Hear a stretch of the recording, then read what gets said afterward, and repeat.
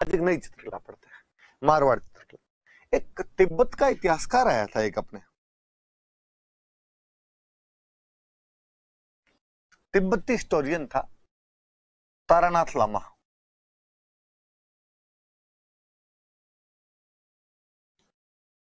तारानाथ लामा नाम करके एक तिब्बती इतिहासकार था, और वो कहता है कि मारवाड़ में 7वीं शताब्दी के अंदर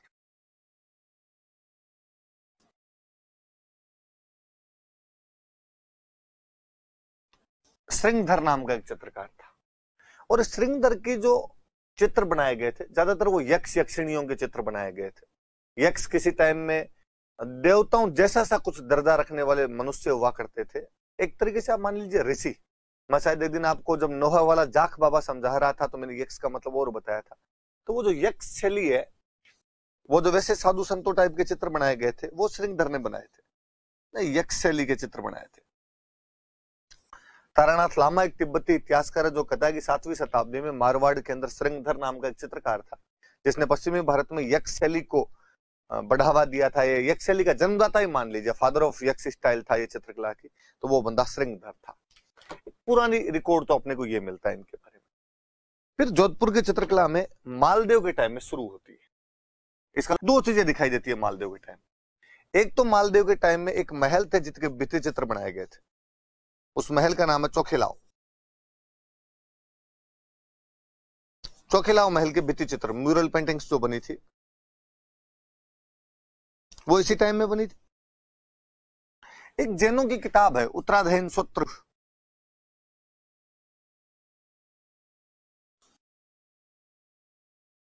वो उत्तराधयन सूत्र जो है वो इसी टाइम में चित्रित किया गया था।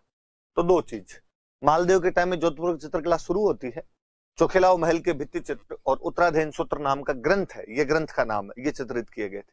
2 बातें समझ में आई। देखो कोई पूछ ले चोखेलाओ महल कहां पे है, तो जोधपुर। चोखेलाओ महल के भित्ति चित्र किस राजा के टाइम में बनाए गए थे, तो मालदेव। मालदेव के टाइम में कौन सा ग्रंथ चित्रित किया गया था, तो उत्तराधयन सूत्र नाम का एक ग्रंथ चित्रित किया गया था। फिर सूरसिंह आए, सूरसिंह के टाइम में 2 चीज, ये तो ढोला मारू का चित्रण हुआ, कल ही हम बात कर रहे थे ढोला मारू की, आज तो मैं पेंटिंग लेके अभी आपके लिए। एक भागवत पुराण का चित्रण किया गया, भागवत पुराण की जो भी बातें हैं उन पे चित्र बनाए गए। जैसे कल मैं आपको बता रहा था कि उधर जो नानाराम नाम का एक चित्रकार है, वो उदय सिंह के टाइम में 1540 में पारिजात अवतरण का चित्र बनाता है। तो पारिजात अवतरण वाली जो कहानी है वो भागवत पुराण की कहानी है। तो वहां से टॉपिक उठाया बंदे ने, टॉपिक उठा के चित्र बना लिया उस पर। तो मालदेव के टाइम में शुरू होती है, चोखेलाओ महल के भित्ति चित्र बनाए गए, उत्तराधयन सूत्र को चित्रित किया गया। सूरसिंह के टाइम में ढोला मारू और भागवत पुराण का चित्रण किया गया, मतलब इन पर चित्र बनाए गए। सिंह के टाइम में वल्लभ संप्रदाय का प्रभाव आना शुरू होता है। बताने की आवश्यकता नहीं कि जब वल्लभ संप्रदाय का प्रभाव आएगा तो भगवान कृष्ण के चित्र अधिक बनेंगे।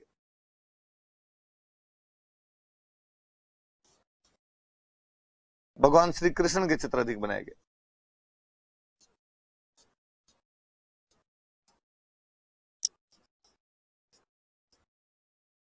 भगवान श्री कृष्ण के चित्र अधिक बनाए गए। इसी टाइम में चित्रकला पे मुगल प्रभाव दिखाई देने लगता है। तो कोई पूछे कि मारवाड़ की चित्रकला पे मुगल प्रभाव हमें कहां से दिखाई देता है, तो मुगल प्रभाव है वो आपको जसवंत सिंह के टाइम में शुरू देता है। मुगल प्रभाव का मतलब था कि थोड़े दरबार दिखाएंगे, दरबारों में शानो शौकत दिखाई जाएगी, कपड़े है वो ट्रांसपेरेंट दिखाए जाएंगे। ये जो चीजें अंतःपुर के दृश्य, एकदम महिलाएं जहां रहती है उनके सीन वगैरह, फव्वारे वगैरह दिखाने, ये सब थोड़ा मुगल स्टाइल का प्रभाव हुआ करता था। तो वो इस समय आपके जोधपुर शैली पर देखने को मिलता है, या जसवंत सिंह के टाइम में देखने को मिलता है।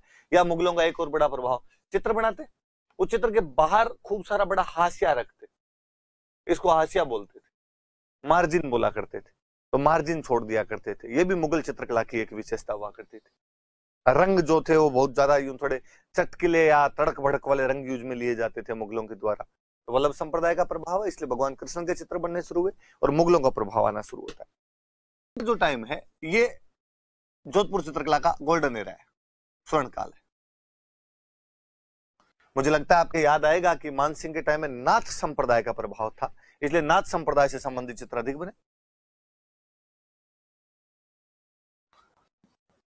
नाथ संप्रदाय से संबंधित चित्र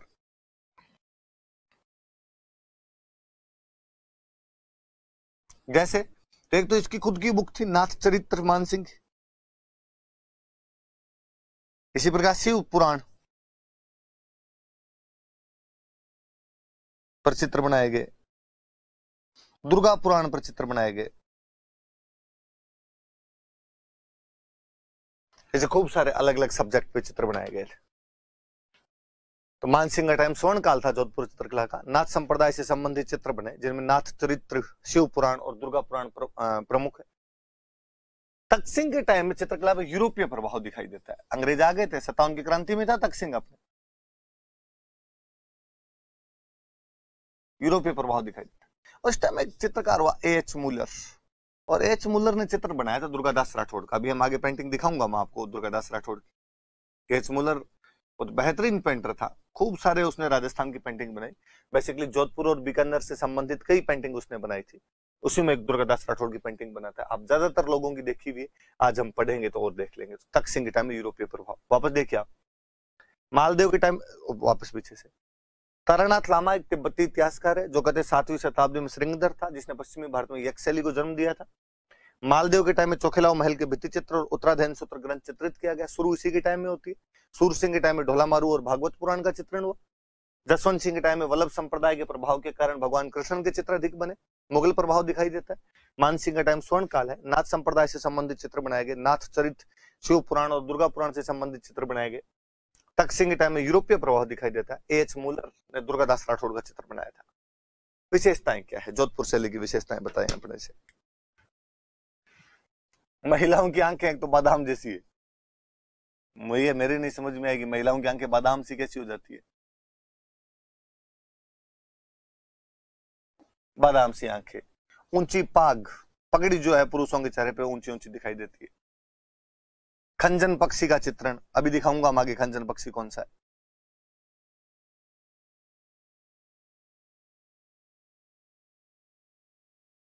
लाल व पीला रंग ज्यादा,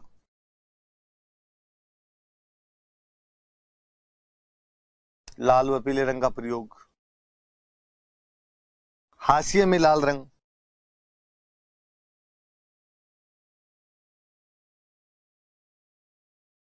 हाशिए में पीला, हाशिए समझ जाओगे आप, ये जो साइड के अंदर छोड़ा हुआ है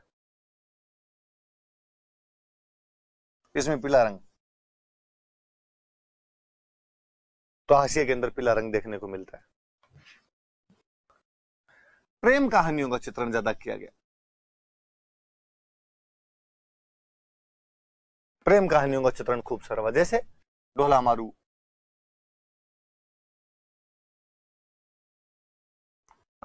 आपके महेंद्र मूमल, ये भी आगे पेंटिंग दिखाएंगे आपको। बाज बहादुर रूपमती,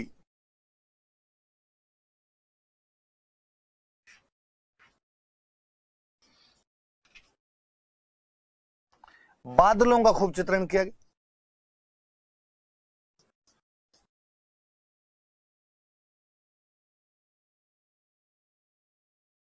ये मोटी मोटी सी बात है कि महिलाओं की आंखें बादाम जैसी दिखाई गई है, पुरुषों के सिर पर ऊंची ऊंची पाग दिखाई जाती थी। खंजन पक्षी का चित्रण ज्यादा किया गया है, लाल व पीले रंग का प्रयोग अधिक करते थे, हाशिए में पीला रंग भरा करते थे, प्रेम कहानियों का चित्रण अधिक है, बादलों का चित्रण अधिक है। तो कभी कोई जोधपुर चित्रकला अपने को लिखनी हो मेंस में तो 2-3 विशेषताएं भी याद रहे, आपने लिख के आए तो थोड़ा पॉजिटिव इंपैक्ट पड़ता है इन चीजों का। तो विशेषताएं याद रखना, इसमें बेसिकली ये प्रेम कहानियों का चित्रण, हाशिए में पीला रंग, है ना, खंजन पक्षी, ये 2-4 बातें याद रह जाए तो ठीक है, इतनी तो खूब होती है अपने आप में। बादलों का चित्रण याद रखें ना, जोधपुर साइड में वैसे तो बादल आते नहीं थे, तो चित्रों में बना बना के राजी हो गए लोग। ज्यादातर चित्रकार तो जो हैं ये आपके मानसिंह के टाइम के,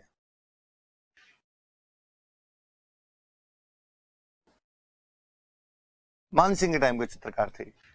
ये जो डालचंद है इसने एक बहुत प्यारा चित्र बनाया था, इसमें अभय सिंह डांस देख रहा है, जो जोधपुर का राजा अभय सिंह, अभय सिंह का एक चित्र बनाया था नृत्य देखते हुए। तो कोई पूछे कि अभय सिंह का नृत्य देखते हुए चित्र किसने बनाया था, तो वो डालचंद है। एक मैं और बताऊं तो एक चित्रकार और हुआ बहुत अच्छा यहाँ पे जोधपुर के अंदर, वीर जी। और वीर जी ने 1623 में रागमाला का चित्रण किया था। अच्छा, करवाया किससे रागमाला का चित्र, किसने करवाया? तो पाली के एक बंदे हुआ करते थे विठल दास चंपावत, और इसने बाद में रागमाला का चित्रण किया था। तो ये भी याद रहे कि वीरजी नामक एक चित्रकार ने पाली के विठलदास चंपावत के कहने पर 1623 में रागमाला का चित्रण किया था। अब याद रहना चाहिए आपके कि मेवाड़ में रागमाला का चित्रण किया था आपके नासिरुद्दीन और फिर साहिबुद्दीन पढ़ रहे थे हम। यहाँ पर रागमाला का चित्रण कर रहा है वीरजी 1623 में पाली के विठलदास चंपावत के कहने पर। दालचंद का एक चित्र है जिसमें अभय सिंह का नृत्य देख रहा है। सबसे बेहतरीन चित्र यदि किसी बंदे के मिले अपने को तो दाना भाटी के चित्र मिले। इसमें जोधपुर चित्रकला का एक्सट्रीम है, चरमोत्कर्ष है जोधपुर चित्रकला का अपने आप में। मैं दिखाऊंगा आगे, दाना भाटी का एक पेंटिंग दिखाऊंगा आपको। तो अमरदास भाटी, दाना भाटी, राम सिंह भाटी, शंकर दास, माधो दास, शिवदास, याद हो जाएंगे। देखो तीन तो दास ही है, शंकर दास, शिवदास, माधो दास। शंकर शिव दोनों इसके अंदर आ गए, माधो और देख लो। ऊपर वाला एक अमरदास, तो जिसमें दास वगैरह है, भाटी वगैरह ऐसा कुछ लिखा है, तो पूछ ले ये चित्रकार कहाँ के, तो दिमाग में रखना, ये सारे सारे कहाँ के, जोधपुर के। एक आधा नाम को आपको याद करना पड़ेगा, बाकी सब याद रह जाएंगे। दालचंद जो है वो याद रह जाएगा आपकी, अभय सिंह का नृत्य देखते हुए चित्र बनाया था। वीर जी याद रहेंगे आपको, 1623 के अंदर एक वीर पुरुष पे चित्र बनाया इन्होंने। विठलदास चंपावत वीर पुरुष थे पाली के, उनके कहने पर रागमाला का चित्रण कर दिया था। एक और बड़ी जोरदार बात, जोधपुर चित्रकला में एक भारत की पुरानी बुक थी मतीराम, सॉरी मतीराम राइटर का नाम, मतीराम की बुक थी रसराज। इस रसराज में खूब चित्र बनाए गए थे, इसकी जो कहानियां है उसका चित्रण किया गया था। मतीराम राइटर का नाम है, चित्रकार नहीं भाई, चित्रकार तो यही चित्रकार थे जिन्होंने चित्र बनाए थे। पर मतीराम की पुस्तक रसराज का चित्रण कौन सी चित्र शैली में किया गया था, तो मारवाड़ चित्र शैली में किया गया था। याद रखना थोड़ी सी ये बात अपने।